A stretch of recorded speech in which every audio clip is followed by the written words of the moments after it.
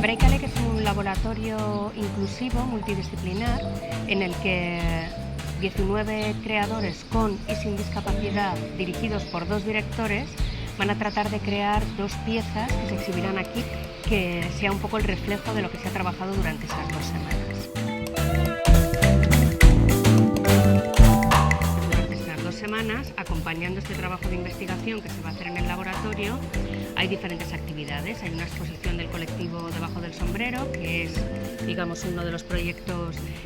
a nivel nacional e internacional que más peso y más reconocimiento tiene en el trabajo de las artes plásticas con personas con discapacidad intelectual. Y luego hay diferentes colectivos de aquí de la ciudad que van a poder exhibir en diferentes espacios el trabajo que ellos están haciendo, bien en artes escénicas, en música, porque al final el objetivo final de este proyecto es visibilizar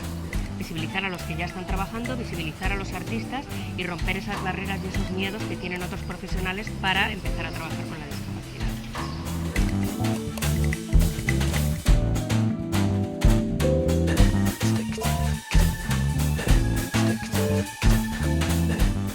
Como este laboratorio itinerante lo que pretende es capacitar a los profesionales de cada ciudad para trabajar con la diferencia, nos parecía importante también que los grupos que ya están trabajando en la ciudad con personas con discapacidad en un marco artístico pudieran enseñarle a la ciudad el trabajo que están haciendo.